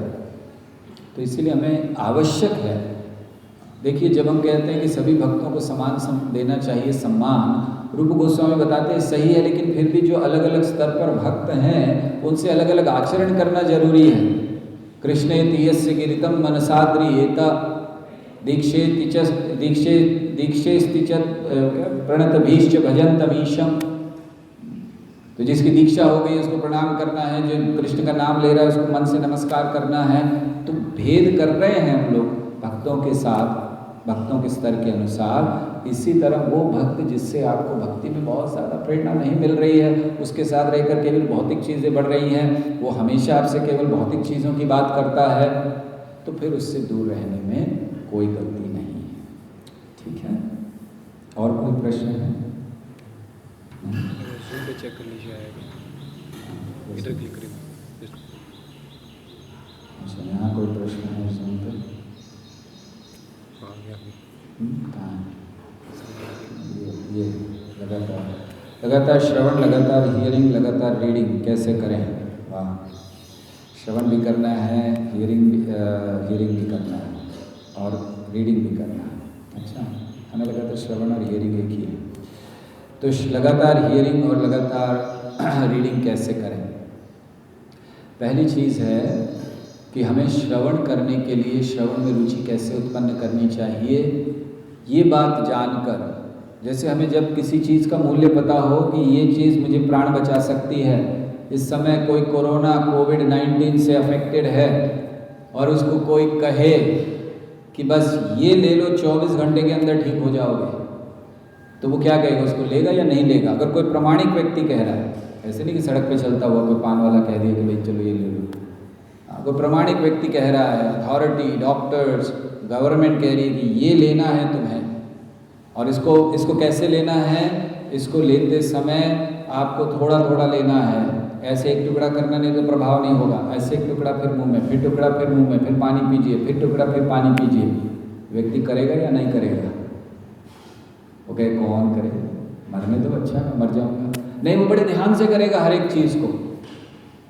तो इसीलिए पहले हमें श्रवण के महत्व को समझना चाहिए। क्या महत्व है श्रवण का? तो आचार्यों से, अन्य भक्तों से हमें बारंबार सुनना चाहिए कि श्रवण का क्या महत्व, क्यों सुनूं मैं, क्या है ऐसा इसमें। तो जब वो श्रवण का महत्व आ जाएगा, क्या श्रवण का महत्व है? शृण्वतां स्वकथा कृष्ण पुण्य श्रवण कीर्तन। तो जब ये भाव हमारे अंदर आ जाएगा कि ये जो श्रवण है ये मेरे लिए इतना महत्वपूर्ण है, मुझे बचा सकता है इस वायरस से, तब फिर हम लोग उसको बड़ी गंभीरता से लेंगे। तो गंभीरता से लेने के लिए पहली चीज़ हमें उसके महत्व को समझना है। दूसरी चीज़ सही स्थान से सुनना है। कभी कभी लोगों को कृष्ण कथा सुनने में रुचि होती है, वो हर जगह से सुनने लगते हैं। कोई आया, फला बाबा, फला ये, उसका कथा, इसका कथा, सब सुनते हैं, बहुत भ्रमित हो जाएंगे। एक स्थान से सुनना चाहिए। एक स्थान से मतलब प्रामाणिक स्थान से सुनना चाहिए, ताकि ये जो भ्रम है वो ना रहे। हाँ, अगर वही बात कोई और कह रहे हैं वो अच्छी चीज़ है, लेकिन कभी कभी भ्रम उत्पन्न हो जाता है। तो पहले महत्व को समझें, दूसरे प्रामाणिक स्थान से सुने, इधर उधर से ना सुने, और तीसरा इच्छा ना भी हो तो भी सुनते रहिए। जैसे बताया जाता है कि जब व्यक्ति को जॉन्डिस हो जाता है तो उसको जब वो मिश्री दी जाती है तो उसको मीठी नहीं लगती, कड़वी लगती है, लेकिन उपाय वही है, खाता रहे उसको, खाता रहेगा तो धीरे धीरे स्वाद आ जाएगा। तो आपको इच्छा नहीं है सुनने की, आप काम करते करते उसको लगा दीजिए, चालू रहने दीजिए। आपको बिल्कुल इच्छा नहीं, मैं नहीं सुनना चाहता हूँ, बहुत हो गया, कोई बात नहीं, लगा रहने दीजिए, कुछ शब्द पढ़ते रहेंगे आपके कान में, तो इससे भी धीरे धीरे रुचि बढ़ सकती है। How to overcome uncertainty in life? What all are the rules to live peaceful life? Okay. How to overcome uncertainty in life? तो uncertainty, अनिश्चितता जीवन में क्यों आती है? Why do we have uncertainty? Uncertainty arises out of fear, and fear arises out of lack of knowledge. Fear arises because of ignorance. Ignorance, that means, and ignorance comes because of lack of knowledge. And lack of knowledge comes because we don't associate properly with the devotees and take the real essence. So the whole thing is that we are into avidya mode, we should say. And we have to change that. So if you want to overcome uncertainty, you need to overcome fear. To overcome fear, you need to have the knowledge. You need to come out of ignorance. And to come out of ignorance, you need to have knowledge. And to have knowledge, you need to follow certain discipline in your life. If you can do that, a certain discipline like everyday hearing, everyday reading, everyday chanting, so these disciplines slowly will take you away from ignorance, will give you knowledge, take you away from ignorance. And once the ignorance is gone, there is no question of fear. And when there is no fear, where is uncertainty? What will happen to me in future? It's very uncertain. No, your future is not uncertain. Krishna has already secured your future if you are surrendered to Him. Krishna is protecting your future if you are serving Him. And if Krishna is protecting, what can be uncertain? We may not know.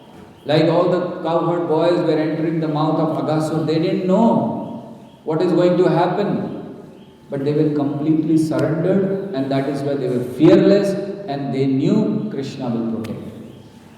So if you want to overcome uncertainty, please keep chanting this bhajan all the time. Then avashya rakhibe Krishna Vishwasa Palan. It's a bhajan by Bhakti Vinod Thakur where he has given the 6 symptoms of surrender to Krishna. So very beautiful bhajan. Keep chanting this. Avashya rakhibe Krishna Vishwas Palan. We have to understand that Krishna is protecting us even now, whether you accept it or not. Otherwise, you could not stay alive in this world. Lakhs of people are dying. Thousands of people have already died and lakhs are dying in the world of this coronavirus. You are still alive. Krishna is protecting you. Why does not come to you? Krishna is protecting you. And even if it comes to you, you will not die. Krishna is protecting you, whether you accept or not. So same thing we should have for future. Krishna will protect. Where is the uncertainty? The day I was born, it was certain when I will die. Where is the uncertainty? There is no uncertainty about your death. Then why worry? Why not work for it? So uncertainty in life comes because of lack of faith in Krishna. You don't have faith? Develop that faith. Krishna is protecting you all the time. Krishna is standing by me. It is said that this person who kneels down in front of Krishna, Krishna stands for him, and for one for whom Krishna stands, nobody can stand against that person. Come into that mode. Develop that mode. Surrender to Krishna. Have faith. Why will He not protect you? He will protect you. He is there to protect you. So no uncertainty. And even if that faith is weak, please understand things have been written already. Whatever has to happen will happen. You cannot change it. The only person who can change is Krishna, and that is why approach Him. You will be away from uncertainty. Okay, anything else? Facebook बहुत बहुत धन्यवाद आप सबका। हरे कृष्णा कृष्णा कृष्णा हरे हरे, हरे राम राम राम